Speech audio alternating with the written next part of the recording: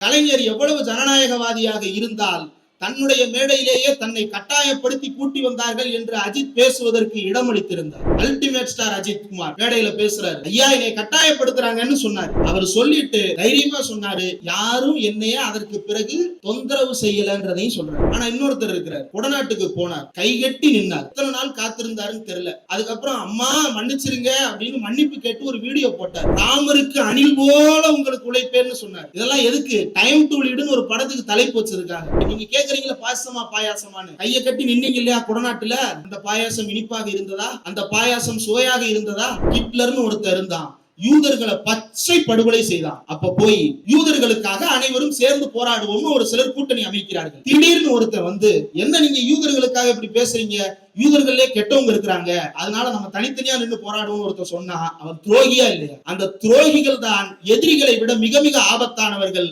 அந்த துரோகிகள் இப்போது நிறைய பேர் உருவாகி கொண்டே இருக்கிறார். அம்பேத்கருடைய புத்தக வெளியீட்டு விழா, ஆனால் பார்ப்பனியத்தை நான் கண்டிக்க மாட்டேன், சாதிய வன்மையை நான் கண்டிக்க மாட்டேன், மொத்தம் பொதுவாக நல்லா படின்னு சொல்லிட்டு போவேன் அப்படின்னா இது அம்பேத்கருக்கு செய்கின்ற துரோகம். இந்த துரோகத்தை அதிமுக செய்தது, இப்போது பனையூர்காரரும் பண்றாரு. பேர்ல ஆதவன் இருந்துட்டா மட்டும் நீ சூரியன் ஆயிட முடியாது. சூரியனாக பிரகாசிப்பதற்கு உன்னிடம் கருத்துக்கள் இருக்க வேண்டும். உதவிக்காக இந்த ஸ்ட்ராட்டஜிஸ்டுகளை கூப்பிட்டா இந்த ஸ்ட்ராட்டஜிஸ்டுகள் என்ன செய்ய ஆரம்பிச்சுறாங்கன்னா, தானே சகலமும் என்று தன்னையே கடவுளாக நினைத்துக் கொண்டு இருக்கிறார்கள்.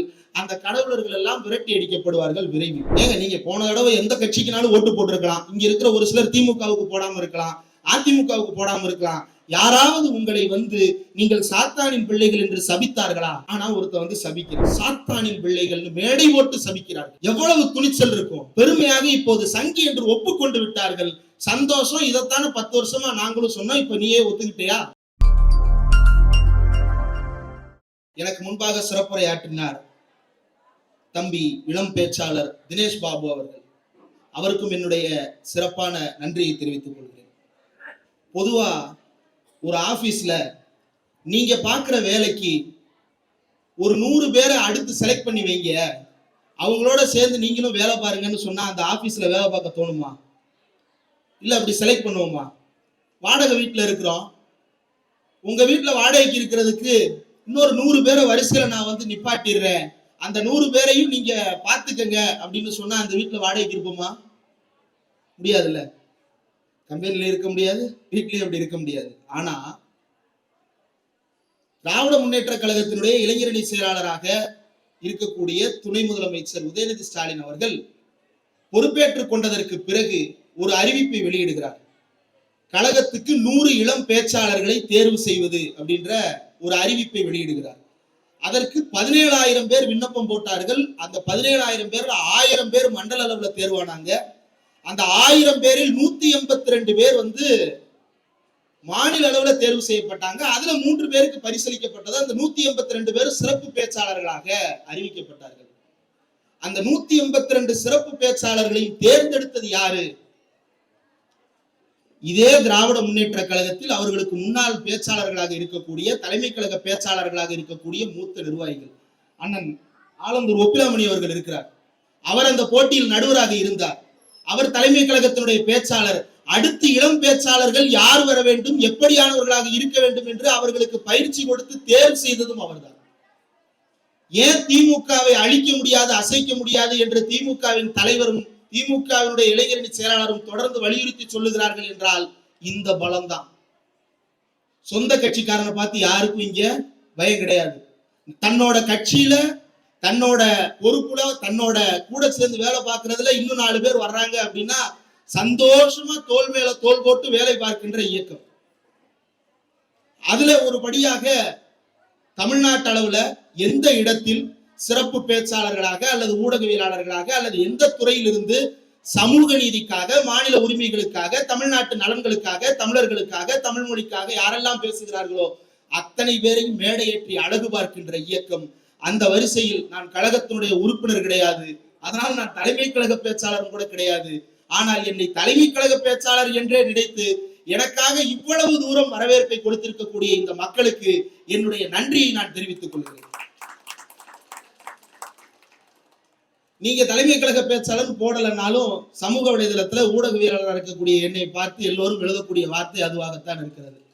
கழக ஊப்பி 200 ரூபாய்க்கு பேசுறாங்க, அப்படின்லாம் எழுதிட்டு தான் இருக்கிறாங்க. அதனால அதை பற்றி கவலை இல்லை. நம்முடைய கொள்கை என்பது தமிழ்நாட்டின் நலன் என்னவாக இருக்கிறது, தமிழர்களுடைய நலன் என்னவாக இருக்கிறது என்றுதான் அந்த இடத்திலிருந்துதான் நான் இன்றைக்கும் இந்த மேடையில் உங்கள் முன்னால் பேசிக் கொண்டிருக்கிறேன். அண்ணன் மா சுப்பிரமணியன் அவர்கள் முன்னால் பேசினார். மருத்துவம் மற்றும் மக்கள் நல்வாழ்வுத்துறையுடைய அமைச்சர், அவருடைய தொகுதியில் நடக்குது, அவருடைய திட்டங்களை பத்தி பேசலாம் அப்படின்னு சில விஷயங்களெல்லாம் தயாரிச்சு வச்சேன். நீ என்ன தயாரிக்கிற, நான் பேசுறேன் பாருன்னு அவர் தனியா பட்ஜெட்டே வாசிட்டு போறாரு சைதாப்பேட்டை தொகுதிக்கு. அத்தனை திட்டங்களையும் மனப்பாடமாக விரல் நுனியில் வைத்து எத்தனை ரூபாய் எத்தனை கால் ரூபாய் வரைக்கும் செலவு பண்றத கணக்கு சொல்லிட்டு போறாரு. எதற்காக சொல்லுகிறார் என்றால், உங்களுக்கு பொறுப்புள்ள அமைச்சராக, உங்களுக்கு பொறுப்புள்ள தொகுதியினுடைய உறுப்பினராக செயல்படுகிறேன் என்பதை உங்கள் முன்னால் அவர் நிரூபித்து விட்டு போயிருக்கிறார். இதுதான் மக்களிடம் செல், மக்களிடம் பணியாற்று, மக்களுக்கு என்ன வேண்டுமோ அதிலிருந்து உன்னுடைய வேலையை தொடங்கு என்று அண்ணா சொன்னாரே, அந்த இடத்திலிருந்து இதை நாம் புரிந்து கொள்ள வேண்டும். பனையூரில் பங்களாவை வைத்துக் கொண்டு இங்கே இருக்கக்கூடிய மக்களை வேனில் பிடித்து ஏற்றி கொண்டு போய் அங்கே வைத்து நிவாரணம். ஏங்க, இந்த பகுதி எனக்கு தெரிந்து தாழ்வான பகுதி தான். மழை பெய்யும் போது தண்ணி உள்ள வந்திருக்கும் தான் நினைக்கிறேன். உங்களுடைய நிவாரண தொகையெல்லாம் யாருமா வந்து உங்களுக்கு கொடுத்தாங்க? இந்த மேடையில இருக்கிறவங்க தானே வந்திருப்பாங்க. நிவாரணத்துக்கு உதவிக்கு வர்றாங்க அப்படின்னா இங்கதானே வந்திருப்பாங்க. உங்களை எல்லாரையும் அள்ளி போட்டு பனையூருக்கு, இங்க இருந்து எத்தனை 27 கிலோமீட்டர் பனையூருக்கு பங்களாவுக்கு கூட்டிட்டு போய் அங்க வச்சு கொடுக்குறாரு. கேட்டா போட்டோ ஷூட் நடத்துறதெல்லாம் சம்பிரதாயமா? ஒரு சம்பிரதாயம் ஒண்ணு சொல்றேன். போன தடவை வெள்ளம் வந்தது. அந்த வெள்ளம் வந்த போது வேளச்சேரி பகுதியில, பள்ளிக்கரணை பக்கத்தில் இருக்கக்கூடிய பகுதியில பெரிய அளவுக்கு வெள்ளம் தேங்கி விட்டது. நானே நேரில் போய் அங்க பார்த்து மக்கள் பெரிய கவலையில் இருந்தார்கள். காரணம் என்னன்னா, நாராயணபுரம் ஏரின்னு ஒரு ஏரி, அந்த ஏரியிலிருந்து தண்ணீர் நிறைந்து வெளியேறி விட்டது. கட்டுப்படுத்த முடியாத வெள்ளம். 3 நாட்கள் மக்கள் அவதிப்பட்டார்கள். இந்த முறை மழை பெய்வதாக அறிவிப்பு தான் வெளியானது. உங்களை போன்ற ஒரு சகோதரர் தொலைபேசியின் மூலமாக துணை முதலமைச்சரை தொடர்பு கொண்டு, நாராயணபுரம் ஏரியில சிக்கல் இருக்கு கவனிங்கன்னு ஒரு தகவல். உடனே வண்டியில் புறப்பட்டார். மணி அப்ப 12:30 வண்டியில கிளம்பி நாராயணபுரம் ஏரியை போய் பார்க்கிறாரு. அந்த ஏரி தூர்வாராமல் இருக்கிறது, மேலே ஆகாய தாமரை படர்ந்து போயிருக்கிறது. இதை ஏன் இன்னும் நீக்கலன்னு அதிகாரிகளை சத்தம் போட்டுட்டு, நாளைக்கு இது இருக்கக்கூடாது என்று மறுநாள் மதியம் அந்த இடத்திற்கு போகிறார். மொத்தமாக அந்த பகுதி சுத்தமாக தூர்வாரப்பட்டு அந்த ஏரி பளபளன்னு மின்னுது. அந்த ஏரியால போன தடவை நின்ன வெள்ளம் அந்த தடவை நிக்கல. அந்த தொகுதியினுடைய மக்கள் நன்றி சொல்லுகிறார்கள். மேலிருந்து ஒரு சிலர் பேசுறாங்க, யாருமே கவனிக்கல, சென்னை மிதக்குது, தமிழ்நாடே மிதக்குது அப்படின்னு. ஆனா ஏன் இந்த கட்சி இவ்வளவு உறுதியாக இருக்கிறது என்றால், அவர்கள் மக்கள் மத்தியில் வேலை பார்க்கிறார்கள். அவர்கள் பார்க்கின்ற வேலை என்பது அந்த தொகுதியினுடைய மக்களுக்கு தெரியும்.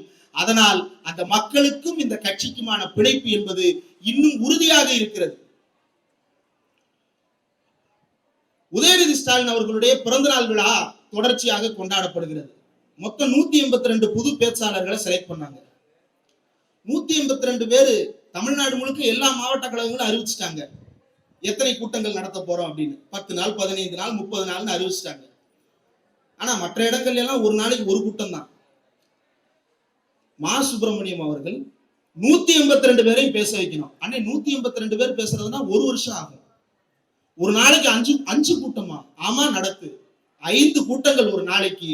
182 இளம் பேச்சாளர்கள், 182 ஏற்கனவே இருக்கக்கூடிய பேச்சாளர்கள், ஊடகவியலாளர்கள் உள்ளிட்டவர்கள் அத்தனை பேரையும் சேர்த்து தொடர்ச்சியாக 182 கூட்டங்கள், 31 நாட்கள் இந்த நிகழ்ச்சி நடந்து கொண்டிருக்கிறது. எனக்கு தெரிந்து இங்க மேடையில் இருக்கக்கூடிய அத்தனை பேருக்கும் பெண்டு நிமிர்ந்து இருக்கும் இந்த கூட்டங்களை ஆர்கனைஸ் பண்றது அப்படின்றது. ஏன்னா ஒவ்வொரு தெருவுக்கும் ஒரு கூட்டம் நடக்குது அப்படின்னா எதற்காக நடத்தப்படுகிறது? உங்கள் மத்தியில் உங்களுக்கான கருத்துக்கள் பேசப்பட வேண்டும் என்பதற்காக நடத்தப்படுகிறது. இப்போ ரொம்ப அடிப்படையான ஒரு விஷயம் இந்த மேடையில நடந்தது. எனக்கு முன்னால துரைராஜ் அவர்கள் பேசும் பொழுது நடந்தது. எத்தனை பேர் அது ரெக்கார்டிங் போட்டாங்க அப்படின்னு தெரியல. ஆனா ரொம்ப ஒரு முக்கியமான ஒரு நிகழ்வு நடந்தது. துரைராஜ் அவர்கள் பேச எந்திரிச்சிட்டாரு. அண்ணன் வந்து நிற்கும் போது டக்குன்னு ஒரு நிமிஷம் நின்றுட்டாரு. இவர் ஏன் நிக்கிறாரு அப்படின்னு பார்க்கும் பொழுதே பக்கத்துல நெற்று நிறைய குங்கும பொட்டும் கையில் மருவத்தூர் கையிலும் கட்டி இருக்கிறார் இல்லையா, நம்முடைய கிருஷ்ணமூர்த்தி அவர்கள். அவர் சொன்னாரு, பாங்கு ஒலிக்குது, அமைதியாகுங்க, பாங்கு முடிந்ததற்கு பிறகு பேச்சை தொடங்குவோம் என்று. இதுதான் தமிழ்நாடு. இந்த உணர்வை நமக்கு கொடுத்தது யார்? தந்தை பெரியார் தானே. இந்த உணர்வை கொடுத்தது யார்? பேரறிஞர் அண்ணா தானே. இந்த உணர்வை எல்லோரும் சொல்லுகிறார்கள். திமுக பாஜகவின் பக்கம் திரும்பிக் கொண்டிருக்கிறது, திமுக காவி பாசத்தோடு இணைந்து கொண்டிருக்கிறது, திமுக பாஜகவோடு கள்ளக்கூட்டு வைத்திருக்கிறது என்று. பாஜகவோடு கள்ளக்கூட்டு வைத்த ஒருத்தர் பாங்கு ஒழிக்கும் போது பேச்ச நிப்பாட்டு எப்படிங்க சொல்லுவாரு? பாங்கு ஒழிக்குது பேச்ச நிப்பாட்டுன்னு சொல்றாரு. அண்ணனும் நின்னார், 5 நிமிஷம் அந்த இடத்துல நின்றாரு, பாங்கு ஒழிக்கு முடிக்கும் வரைக்கும் நின்றாரு. 2 பேருக்கும் நாம் தாராளமாக கரவொலி எழுப்பலாம் இல்லையா? இந்த உணர்வை கெடுக்க பார்க்கிறான். இது இப்படி இருக்கக்கூடாதுன்னு நினைக்கிறான். இருக்கக்கூடாதுன்னு நினைக்கிறதுனாலதான் உங்களை எல்லாம் சைத்தானின் பிள்ளைகள்னு சொல்றான். எவ்வளவு துணிச்சல் இருக்கும் ஏங்க? நீங்க போன தடவை எந்த கட்சிக்குனாலும் ஓட்டு போட்டிருக்கலாம். இங்க இருக்கிற ஒரு சிலர் திமுகவுக்கு போடாம இருக்கலாம், அதிமுகவுக்கு போடாம இருக்கலாம். யாராவது உங்களை வந்து நீங்கள் சாத்தானின் பிள்ளைகள் என்று சபித்தார்களா? இல்லை. ஆனா ஒருத்தர் வந்து சபிக்கிறான், சாத்தானின் பிள்ளைகள் மேடை ஓட்டு சபிக்கிறார்கள். எவ்வளவு துணிச்சல் இருக்கும்! பெருமையாக இப்போது சங்கி என்று ஒப்புக்கொண்டு விட்டார்கள். சந்தோஷம். இதைத்தானே 10 வருஷமா நாங்களும் சொன்னோம், இப்ப நீயே ஒத்துக்கிட்டியா? பனையூரில் இருந்து ஒரு குரூப் கிளம்பி வந்திருக்கிறார்கள், பாசிசமா பாயாசமா என்று. நாம் எல்லோருக்கும் நன்றாக தெரியும். இது மாதிரி மசூதி பள்ளத்தில் வைத்து ஒரு கூட்டத்தை இந்தியாவில் வேறு எந்த மாநிலத்திலும் இந்த கருத்துக்களை பேசி நடத்த முடியாது. வேறு எந்த மாநிலத்திலும் நடத்த முடியாது. அப்படி கூட்டம் நடத்தினால் என்ன நடக்கும் தெரியுமா? இப்ப இந்த கூட்டத்தை ஷேக் தாவூத் ஒருங்கிணைக்கிறாரு. இதே ஷேக் தாவூத் உத்தரப்பிரதேசத்துல காசியாபாத்ன்ற ஒரு ஊர்ல இதே கூட்டத்தை மசூதிக்கு பக்கத்துல ஆர்கனைஸ் பண்ணி இருந்தாருன்னா, ஆனா உங்க வீடு எதுன்னு அந்த வீடு ஒரு வீட்டுக்கு போகும்போது இருக்காது. புல்டோசர் வந்து நிக்கும் அந்த இடத்துல. கேட்டா என்ன சொல்லுவான்? ஆக்கிரமிப்பு. சுத்தி 100 வீடு இருக்கும், ஆனா இவர் ஒருத்தர் தனியா வந்து ஆக்கிரமிச்சிட்டாரு.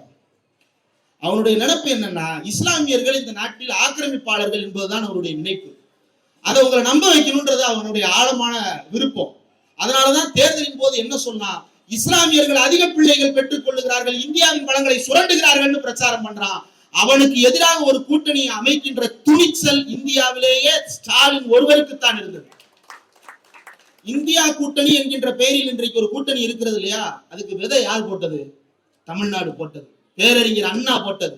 காங்கிரஸை வீழ்த்துவதற்காக ராஜாஜியா இருந்தால் என்ன, ராமமூர்த்தியா இருந்தால் என்ன, அத்தனை பேரும் ஒரு கூட்டணியில் ஒன்று திரண்டு காங்கிரஸை விரட்டுவோம், நமக்குள் இருக்கும் சண்டையை அடுத்து போடுவோம் என்று 1967 அண்ணா காட்டிய ஃபார்முலா தான் 2021 இங்கே எடப்பாடி ஆட்சியை வீழ்த்தவும் பயன்பட்டது.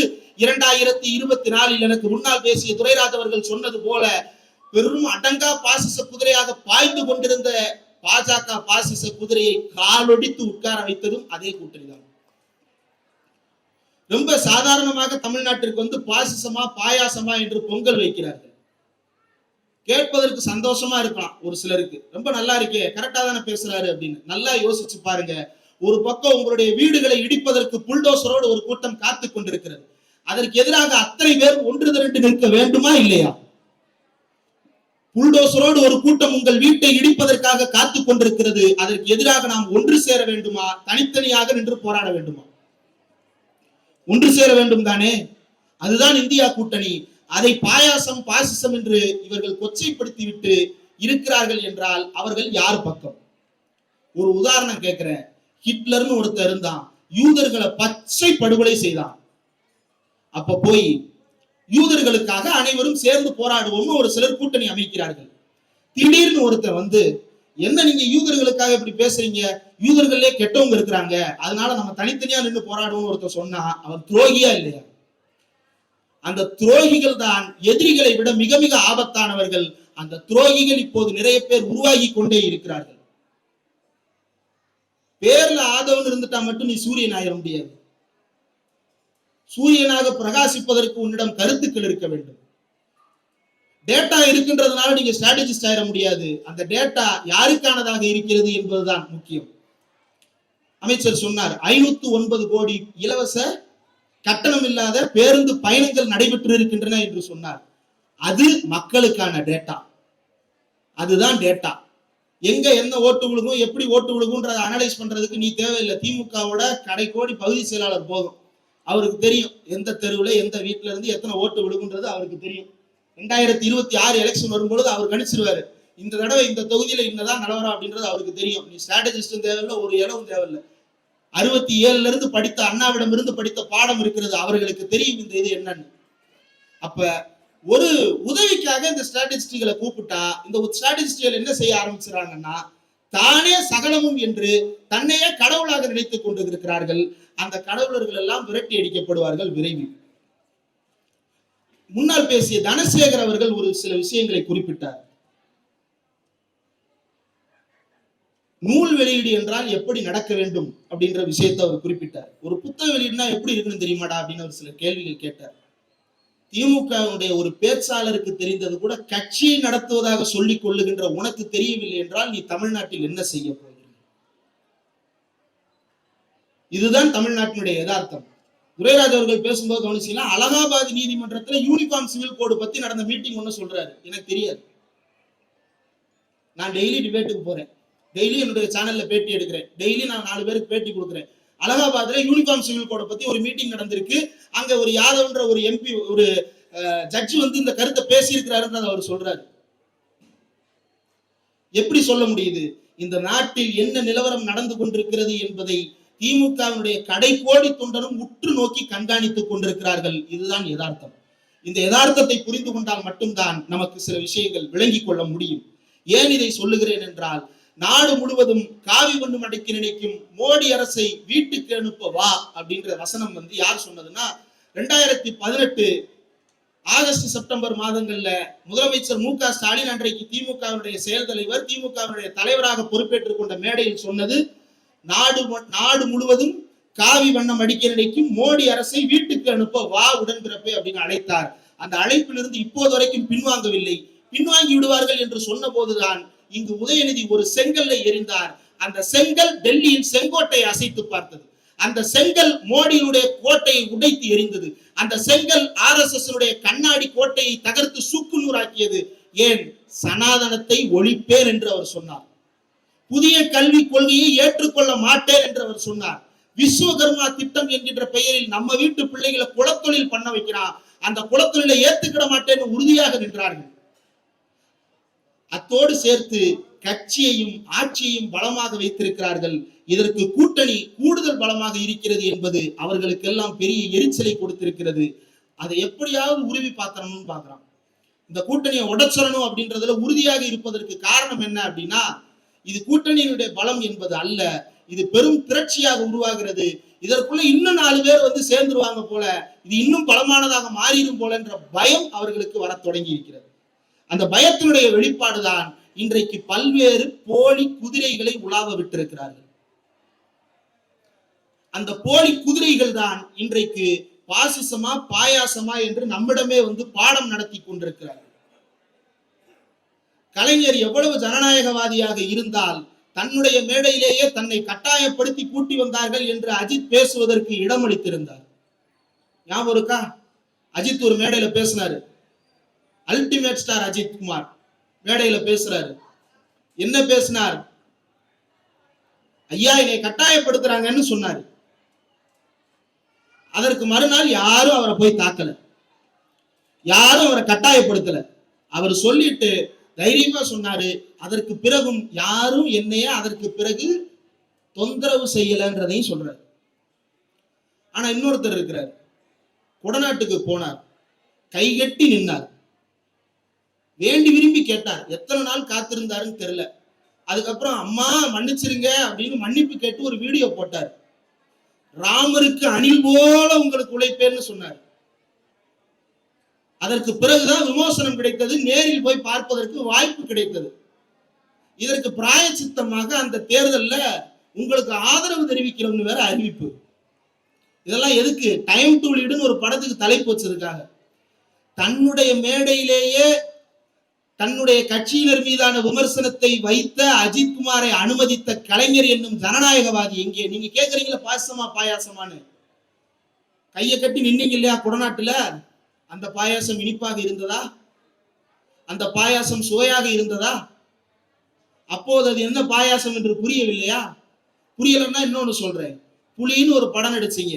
அந்த படம் நடித்ததற்காக உங்களுக்கு சம்பளம் கொடுக்கப்பட்டது. 16 கோடி ரூபாய் அக்கௌண்டில் கொடுக்கப்பட்டது. 4,96,00,000 ரூபாய் கையில கொடுத்ததா ப்ரொடியூசர் வாக்குமூலம் கொடுத்துட்டாரு. இந்த பக்கம் ரைடு, நான் அப்படி எதுவும் வாங்கலன்னு. அதற்கு பிறகு 1.5 கோடி ரூபாய் அபராதம் போடுறாங்க இன்கம் டாக்ஸ். கோர்ட்டுக்கு போறாரு. கோர்ட்டு கடைசியில் அந்த 1.5 கோடி அபராதத்தை நிப்பாட்டி வச்சிருச்சு. அப்புறம் என்னப்பா அவர் மேல தப்பு இல்லைன்னு நீங்க நினைக்கலாம். தப்பு இல்லாம நிப்பாட்டி வைக்கலையா? அவர் 5 கோடி ரூபாய் கையில வாங்கினது உண்மை, அதை அவரே ஒத்துக்கிட்டாரு. ஆனா இன்கம் டாக்ஸ் டிபார்ட்மெண்ட் 2019 இந்த மாசத்துக்குள்ள ஃபைன் போடணும், நீங்க லேட்டா போட்டீங்க அதனால நிப்பாட்டுங்க. உன்னை குற்றவாளி இல்ல நிரூபிக்கல, உன்னுடைய குற்றத்துக்கு உரிய காலத்தில் தண்டனை பிறப்பிக்கவில்லை என்பதற்காக அந்த தண்டனை நிறுத்தி வைக்கப்பட்டது. இன்னைக்கு என்ன பேசுறாரு? ஊழல ஒழிக்க போறேன்னு. அந்த 1.5 கோடியை கட்டிட்டாரா என்னன்றது தெரியல. 2023 வரைக்கும் வழக்கு நடந்துச்சு. 24ல கட்சி ஆரம்பிச்சிட்டாரு. இதுக்கு நடுவில் இருக்கிறத நீங்க கனெக்ட் பண்ணிக்கங்க. Income tax raid, fine, court, கட்சி. கரெக்டா லைன் வருதா? அப்ப இது யாருக்கான அரசியல் நீ பேச போற அப்படின்றத இவர்களுடைய கடந்த காலத்திலிருந்தே நாம் புரிந்து கொள்ள முடியும். வாரிசு அரசியல் என்கின்ற விமர்சனம், அவன் வாரிசு அரசியல் கட்சிக்காரங்களை விமர்சிக்கல, உங்களை தான் விமர்சிக்கிறான்.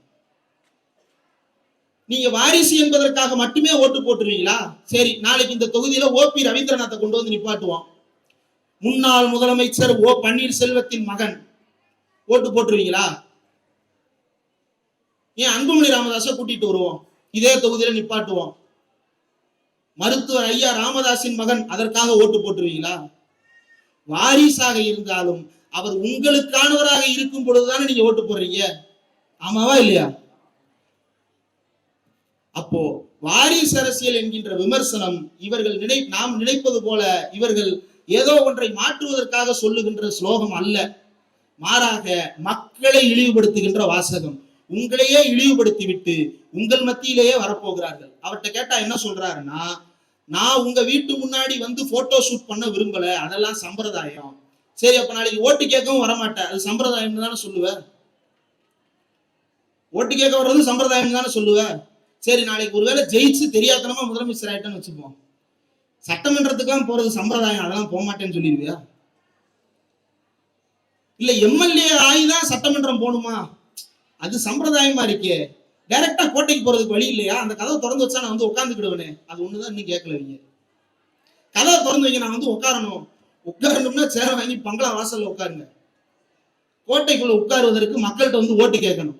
அந்த ஓட்டு கேட்கிற திராணி இருந்தா மக்கள்கிட்ட வர்றவன் சம்பிரதாயம்னு சொல்ல மாட்டான். அந்த ஓட்டு கேட்கிற திராணி இருக்கிறவன் சாத்தானின் பிள்ளைகள்னு சொல்ல மாட்டான். அந்த ஓட்டு கேட்கிற திராணி இருக்கிறவன் தன்னை சங்கின்னு பெருமையா சொல்லிட மாட்டான். அப்போ இந்த அடிப்படைகளை நாம் புரிந்து கொள்ள வேண்டும். என்ன இடத்திலிருந்து நாம் வாழ்ந்து கொண்டிருக்கிறோம், சமூகத்தில் யதார்த்தம் என்னவாக இருக்கிறது என்பதை எல்லாம் அடிப்படையில் நாம் புரிந்து கொள்ள வேண்டும். நாடாளுமன்றத்துல 40 உறுப்பினர்கள் போயிருக்கிறீங்களே, என்ன செஞ்சீங்க அப்படின்னு கேட்கிறாங்க. தமிழ்நாட்டுல 39 உறுப்பினர்கள், பாண்டிச்சேரியை சேர்த்தா 40 பேர் நாடாளுமன்றத்துக்கு போய் என்ன செஞ்சீங்க அப்படின்னு கேட்கிறாங்க. வக்ஃபு வாரிய மசோதான்னு ஒரு மசோதா, அந்த மசோதாவை இஷ்டத்துக்கு நிறைவேற்றி கொண்டிருந்தது ஒரு அரசு. இப்ப மதுரை அரிட்டாப்பட்டியில ஒரு சுரங்கம் தோண்ட போறான். யாருக்கு தெரியும்? எடப்பாடி பழனிசாமி அவர்கள் காலத்து ஃபைல்களை தோண்டி பார்த்தா இந்த மசூதிக்கு கீழே ஏதோ ஒன்று இருக்கு, அது ஆய்வு செய்யறது கையெழுத்து போட்டாலும் போட்டு வச்சிருப்பாரு.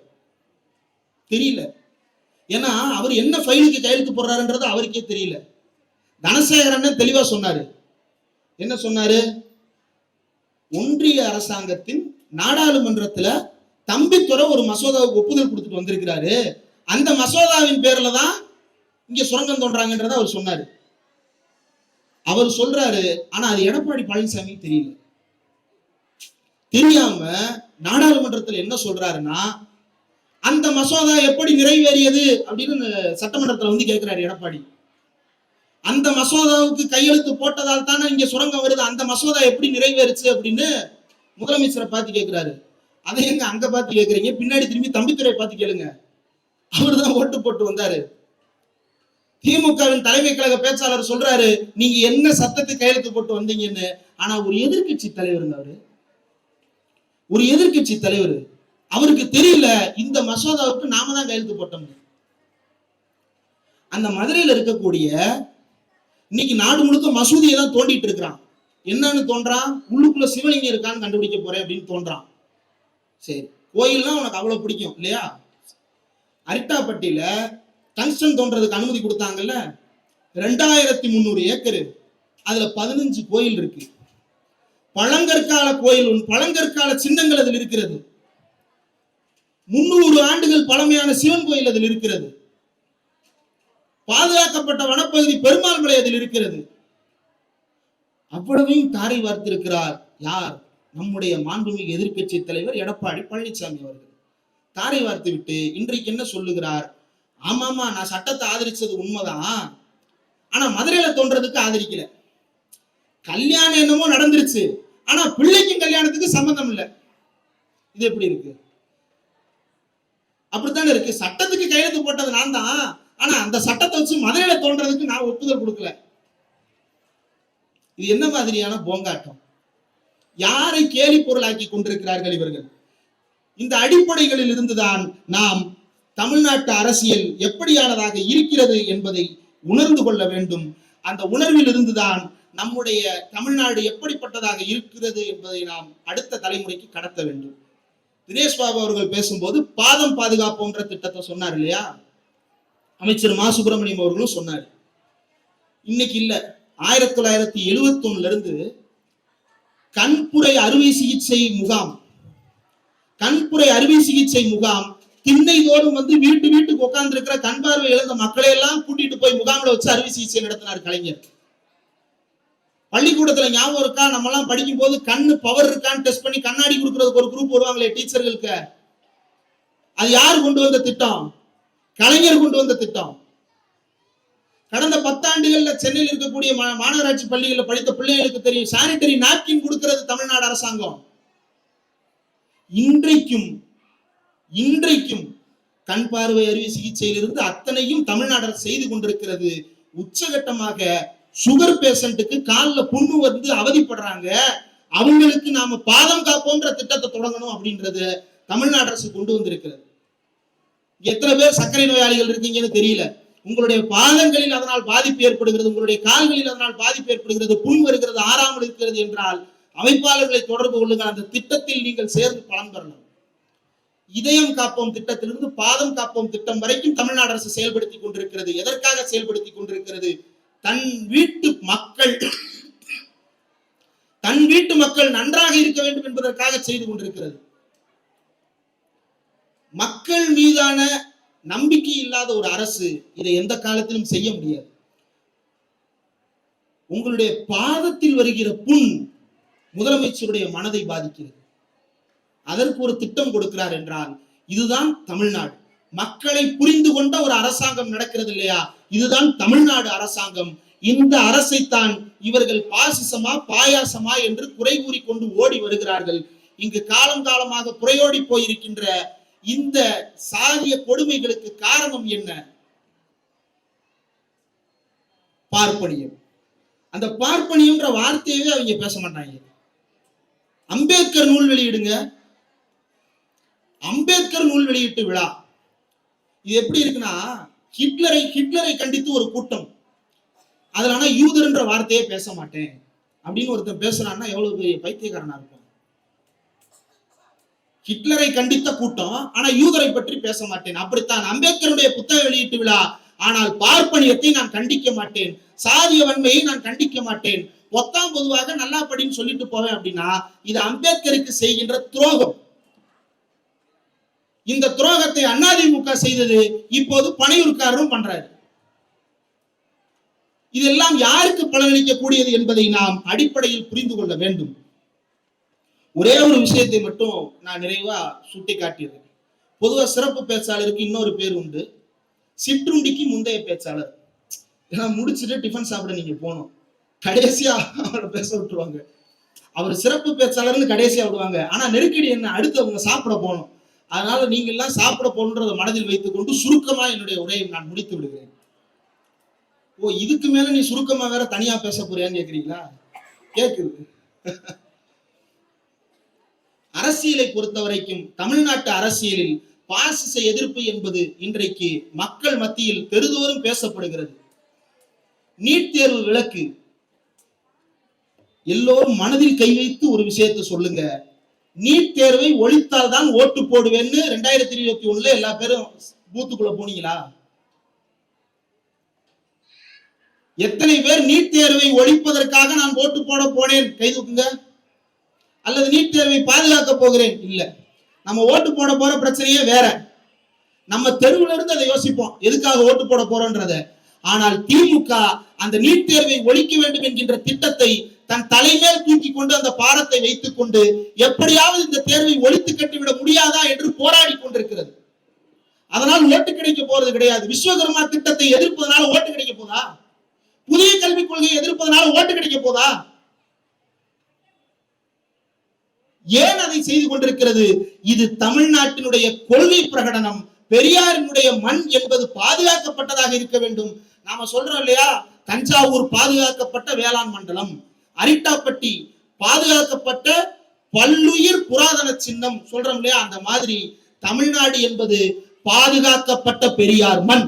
இந்த பாதுகாக்கப்பட்ட பெரியார் மண் இன்னும் பாதுகாப்பானதாக இருக்க வேண்டும் என்பதற்காக விஸ்வகர்மா திட்டம் எதிர்க்கப்படுகிறது, நீட் தேர்வு எதிர்க்கப்படுகிறது. மழை வெள்ளத்திற்கு நிவாரணம் கேட்டு போராடி கொண்டிருக்கிறோம். நிவாரணத்திற்கு எத்தனை ரூபாய் தரா தெரியுமா? 133 கோடி தர்றான். 3 கிலோமீட்டர் பாலம் போடுறதுக்கு ஆகிற செலவு என்ன சொல்லிட்டு போனாரு? 500 கோடி சொல்லிட்டு போனாரு அமைச்சர். 3 கிலோமீட்டர் எங்க இருந்து? சைதாப்பேட்டையில இருந்து தேனாம்பேட்டைக்கு பாலம் போடுறதுக்கு எவ்வளவு சொன்னாரு? 300 கோடி 500 கோடியா? 621 கோடி 3 கிலோமீட்டர் பாலம் போடுறதுக்கு. அவங்க என்ன நினைச்சிடறாங்க? உங்களுக்கு இதெல்லாம் புரியாதுன்னு நினைச்சிடறாங்க. உங்களுக்கு இதெல்லாம் புரியாதா? மாநில அரசுக்கும் ஒன்றிய அரசுக்குமான சண்டையை பத்தி உங்களுக்கு எதுவும் தெரியாதா? பாசிசம்னா உங்களுக்கு என்னன்னு தெரியாதா? உங்களுக்கு தெரியாதுன்றதுனால அதை வைத்து ஏமாற்ற பார்க்கிறார்கள். உங்களுக்கு உண்மையிலேயே அது தெரியுமா தெரியாதான்றத நீங்க 2021 நிரூபிச்சிருக்கீங்க, 2024 நிரூபிச்சிருக்கீங்க, 2026 நிரூபிப்பீங்க, 2029 நிரூபிப்பீங்க.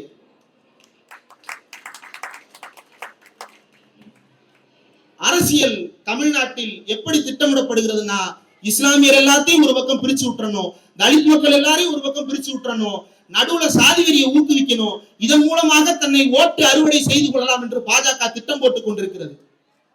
அந்த திட்டத்துக்கு துணை போகிறவர்களாகத்தான் தமிழ்நாட்டின் பனையூரில் இருந்து ஒரு கூட்டம் வருகிறது. அதே ஈசிஆர்ல பக்கத்துல 2 தெரு தள்ளி இன்னொரு பங்களா இருக்கு. அவரு பாவம் மாசம் வருமானமே கிடையாது, 3 லட்சம் ரூபாய் காசை கொடுத்து ஈசிஆர்ல பங்களா வாடகைக்கு எடுத்து வச்சிருக்கிறாரு. 1 லட்சம் ரூபாய் செலவு பண்ணி 3 நாய் வளர்க்குறாரு. மாசம் மாசம் 3 டயட்டா கார் வேற வாங்கியிருக்கிறாராம் ஒய்ஃபுக்கு சேர்த்து. மாசத்துக்கு 10 லட்சம் செலவு பண்றாங்க. கேட்டா நாங்க திரள் நிதி. எவ்வளவுப்பா திரட்டுவ? இந்த தொகுதி முழுக்க போய் திரட்டினாலும் மாசம் 10 லட்சமா திரட்டிட முடியும் பகுதி செயலாளரால. ஆனா அவங்க திரட்டுறாங்க, இந்தியா முழுக்க திரட்டுறேன்ற பேர்ல திரட்டுறாங்க. எங்கிருந்து வருது காசு? அப்போ உனக்கு ஸ்பான்சர் பண்றது யாரு? இன்னைக்கு சங்கின்னு வேற ஓப்பனா ஒத்துக்கிற. அப்ப இவர்களின் மூலமாக தமிழ்நாட்டில் வாக்காளர்களை கூட்டம் கூட்டமாக சிதறடிக்கின்ற வேலை நடக்கிறது. இந்த கூட்டம் கூட்டமாக சிதறடிக்கின்ற வேலைகளுக்கு நாம் பலியாகிவிடக் கூடாது. உங்களுக்கு பிரச்சனை இருக்குன்னா இந்த மேடையில இருக்கிறவங்களை நீங்க நேர்ல போய் பார்த்து கேட்கலாம். அவர் என்ன தெரியுமா சொல்லுவாரு? பனையூருக்கு வந்துருங்களேன், அந்த பங்களாவுக்கு 28 அடி 22 அடிக்கு கேட்டு. உங்க வீட்டுல எல்லாம் அவ்வளவு கேட்டு போட்டிருக்கீங்களா? 40 அடி இருக்கும். ஆனா இவங்களை வீட்டு வாசல்ல போய் நீங்க கேட்கலாம், அண்ணா அண்ணா இப்படி ஆயிடுச்சு அப்படின்னு நீங்க கேட்கலாம். இதுதான் திமுகவுக்கும் புதுசா வர்ற சில பாசிச கோமாளிகளுக்கும் இருக்கக்கூடிய வித்தியாசம். இந்த வித்தியாசத்தை மக்கள் நன்றாக புரிந்து வைத்திருக்கிறீர்கள். அதிலிருந்து நிறைவாக ஒரே ஒரு கருத்தை மட்டும் சொல்லி விடைபெற்றுக் கொள்ள விரும்புகிறேன். தமிழ்நாட்டினுடைய அரசியல் சூழ்நிலையை எப்படியாவது சேதாரப்படுத்த வேண்டும் என்பதற்காக தொடர்ந்து திட்டமிட்டுக் கொண்டிருக்கிறார்கள். அந்த திட்டம் அரங்கேறாமல் போவதற்கு முக்கியமான காரணம் ஒன்று இருக்கிறது. இன்னைக்கு திமுகவில் இருக்கக்கூடிய இளைய முகங்களுக்கு இணையான முகங்களை அதிமுகவில் பார்க்க முடியாது, பாஜகவில் பார்க்க முடியாது. தினேஷ் பாபு இருக்கிறாரு, வயசு என்னப்பா? 24 வயசுல அதிமுக எத்தனை பேச்சாளர் இருக்கிறாங்க? 24 வயசுல பாஜக எத்தனை பேச்சாளர் இருக்கிறாங்க? அதை விடுங்க, 24 வயசுல அந்த பனையூர் கட்சியில் எத்தனை பேர் இருக்கிறாங்க? அவங்க எல்லாம் 12 வயசுல இருக்கிறாங்க, இன்னும் பள்ளிக்கூடமே தாண்டல. இன்னும் 5 வருஷம் கழிச்சு ஓட்டு போட வரும்போது அவர் அரசியல்ல இருக்க மாட்டார், அது வேற விஷயம். இப்படித்தான் ஒரு கூட்டம் இயங்கி கொண்டிருக்கிறது. உதயநிதி ஸ்டாலின் போன்ற ஒரு முகத்தை இன்றைக்கு தமிழ்நாட்டில் இருக்கக்கூடிய எந்த கட்சியிலும் காட்ட முடியல. ஏன் முடியல அப்படின்னா, ஒரு கட்சியில கொள்கை இளமையாக இருக்கும் பொழுதுதான், தலைமுறை இளமையாக இருக்கும் பொழுதுதான் அந்த கட்சி இளமையாக இருக்கும். கட்சிக்கு கொள்கையே கிடையாது. என்ன கொள்கை தெரியுமா? அவங்க கொள்கை சோசியலிசமும் கேபிட்டலிசமும் சேர்ந்தது எங்க கொள்கை. அதுக்கு பேர் அண்ணாயிசம்னு வேற சொல்லிட்டார் அவரு. சோசியலிசம்னா என்ன, கம்யூனிசம்னா என்ன? தொழிலாளர்களுடைய போராட்டம், தொழிலாளர்களுடைய உரிமை. கேபிட்டலிசம்ன்றது முதலாளித்துவம். ரெண்டையும் சேர்த்தது அண்ணாயிசம்னு பேர் வச்சாரு. பேராசிரியர் அன்பழகன் சொன்னாரு, அதுக்கு பேர் பாசிசம் தான், கோமாளின்னு. அந்த கோமாளிகள் இன்றமும் இருக்கிறார்கள். இந்த பாசிசத்திற்கு எதிரான போராட்டத்தில் தமிழ்நாட்டிலிருந்து ஒரு தாவீது புறப்பட்டிருக்கிறார். தேம்பாவணின்னு ஒரு நாடகம் இருக்கு, ஒரு இலக்கியம் இருக்கு, படிச்சிருப்பீங்க பாட புத்தகத்துல. வீரமாமுனிவர்னு ஒருத்தர், எங்கிருந்தோ வந்தவர், தமிழ் படித்து அந்த கம்பனுக்கு இணையான ஒரு இலக்கியத்தை எழுதிட்டு போயிட்டாரு, தேம்பாவணின்னு. அதுல தாவீது கோலியாத்துன்னு 2 கேரக்டர் வரும். இஸ்ராவேலர்கள்னு ஒரு நாட்டை சேர்ந்தவர்கள் பெரிய படையோடு போய் நிக்கிறாங்க, போர் தொடுத்து எதிரி நாட்டின் வெளியில் நிற்கிறார்கள். ஆனால் எதிரி நாட்டில் இருந்து ஒரே ஒருத்தன் 9 அடி உயரம் 5 அடி அகலத்தோடு கோலியாத்துன்னு, அகலமான உருவம் நீங்க வேற வேற உருவங்களை நினைச்சு பாத்துறாங்க. கோலியாத்துன்னு ஒருத்த வந்து யாரா ஒண்டிக்கு ஒண்டி வாடான்னு தினமும் ஒருத்தனை கூப்பிட்டு பலி கொடுக்குறான். யாராலையும் முடியல. காட்டுக்குள்ள இருந்து ஒரு சின்ன பையன் ஆடு மேய்க்கிறவன் ஓடி வர்றான் மன்னர்கிட்ட. மன்னா, நான் இந்த கோலியாத்தை வீழ்த்தி காட்டுகிறேன் அப்படின்னு ஒருத்தன் வந்தான். கோலியாத்தை வீழ்த்த போறியா? கோலியாத்து சுண்டு விரல் சைஸ் இருக்க மாட்டேன், நீ எப்படா கோலியாத்தை வீழ்த்துவ அப்படின்னு கேள்வி கேட்கப்பட்ட. இல்லை, கர்த்தர் எனக்கு துணை செய்வார், நான் கோலியாத்தை வீழ்த்துவேன். அப்படியா? இதற்கு முன்பு கர்த்தர் உனக்கு துணை செய்திருக்கிறாரா? செய்திருக்கிறார். என்னென்ன செய்திருக்கிறார்? கர்த்தர் எனக்கு காட்டிற்குள் என்னை கொல்ல வந்த சிங்கத்தை அடிக்க துணை செய்தார். காட்டிற்குள் என்னை கொல்ல வந்த கரடியை அடிக்க துணை செய்தார். இந்த கோலியாத்தை வீழ்த்தவும் எனக்கு துணை செய்வார். சரி போ அப்படின்னு மன்னர் தன்னுடைய உடுப்புகளை சின்னவர்கிட்ட கொடுக்குறாரு. அது எப்படி பத்தும்? இதெல்லாம் தேவையில்லை, நான் போய் காட்டுறேன் அப்படின்னு கீழே கடந்த 5 கல்லை பொறுக்கிட்டு கையில இருக்கிற ஒரு உண்டிகோல் எடுத்துட்டு போறான். போறவன் கோலியாத்தை நோக்கி வாடா அப்படின்னு கூப்பிடுறான். கோலியாத்து வந்து 4 முறை டேய் நீயாடா என்னை கொல்லவாடா போகிறாய் அப்படின்னு கேட்கிறான். இவன் 5ஆவதா ஒரு டா போட்டு ஆமாடா அப்படின்ற வார்த்தையில விட்டா ஒரு கல்லை நெத்தியில் அடித்து கோலியாத்து கீழே விழுந்தான். கோலியாத்து இடுப்பில் சொருகி இருந்த கத்தி எடுத்து கோலியாத்தின் தலை துண்டிக்கப்பட்டது. அப்படி தமிழ்நாட்டின் தாவீதாக திராவிட முன்னேற்ற கழகம் இந்த பாசிசத்தை வீழ்த்துகின்ற காலம் தூரத்தில் இல்லை. இந்த தாவீது என்னும் கொடியர்களாக தமிழ்நாட்டின் திராவிட முன்னேற்ற கழகம் 1967 இருந்து இயங்கிக் கொண்டிருக்கிறது. கர்த்தர் துணை செய்ததாக தாவீது சொன்னான். திராவிட முன்னேற்ற கழகத்திற்கு கர்த்தர் கிடையாது, தந்தை பெரியார் இருக்கிறார். அந்த தந்தையின் வழிகாட்டுதலில் 1967ஆம் ஆண்டு இந்தியாவிலேயே முதல் முறையாக மாநில அரசியல் பேசுகின்ற ஒரு கட்சி ஆட்சி அமைத்தது. இந்தியாவிலேயே முதல் முறையாக எதிர்கட்சியாக கூட இல்ல திமுக. ஈவிகே சம்பத்னு ஒரு எம்பி பார்லிமெண்ட்ல போய் கொடைறாரு. பக்கத்துல அண்ணா 2 பேரும் கொடைறாங்க. யார? நேருவ. நேரு வாக்குறுதி கொடுக்கிறாரு, நீங்கள் விரும்புகின்ற வரைக்கும் தமிழ்நாட்டில் இந்தியை திணிக்க மாட்டேன்னு. அப்போ திமுக ஆளுங்கட்சி கிடையாது, எதிர்கட்சி திமுகவிற்கு அடிபணிந்தார் மகத்தான மாமேதை நேரு. எதிர்கட்சினா எப்படி இருக்கும்ன்றத திமுக கத்துக்குங்க. போராடி வரணும். கள்ளக்குடிக்கு டால்மியாபுரம்னு பேர் வைக்கிறத தடுத்து நிறுத்திய போது திமுக ஆளும் கட்சி அல்ல. தமிழ்நாட்டில் இந்தியை திணிக்க முடியாது என்று நேருவிடம் உத்தரவாதம் பெற்ற போது திமுக ஆளும் கட்சி அல்ல. ராஜாஜிக்கு எதிராக இங்கே குலக்கல்வி திட்டத்தை எதிர்த்து போராட்டம் நடத்திய போது திமுக திராவிடர் கழகமும் ஆளும் கட்சி அல்ல. எதிர்கட்சியாக இந்த சாதனைகளை நிகழ்த்தி காட்டியது. ஆளும் கட்சியாக திமுகவின் சாதனைகள் நாடறியும் என்றால், எதிர்கட்சியாக திமுகவின் சாதனைகளை எதிரிகள் பார்த்து இன்னமும் அலறிக்கொண்டே இருக்கிறார்கள். இன்னைக்கும் திமுகவை எதிர்க்கிறவங்க பூரா இந்தி பிரச்சனை தான் எதிர்க்கிறான். அந்த பிரச்சனையை திமுக எங்க ஹேண்டில் பண்ணுச்சு? எதிர்கட்சியாக ஹேண்டில் பண்ணுச்சு. எதிர்கட்சியாக முடியும் என்றால் அப்படி போராட்டம் பண்ணிட்டு வா, மக்கள் உன் பின்னாடி வராங்களான்னு பார்ப்போம். மாறாக திமுக எரிகின்ற ஒற்றை கல்லுக்கு நிற்க முடியாத கோலியாத்துகள் எத்தனை பேர் வந்தாலும் திமுக வீழ்த்துகின்ற திராணி உள்ள கட்சியாக இருக்கிறது.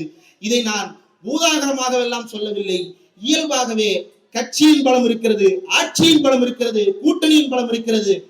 கடைசியா ஒரு ஊடகத்துல ஒருத்தர் கேட்டாரு, பலத்தை வச்சு ஜெயிச்சிருவியா, மக்கள் பலம் வேணாமான்னு. இந்த 3க்கும் பலத்தை கொடுத்ததே நீங்க தானுங்க.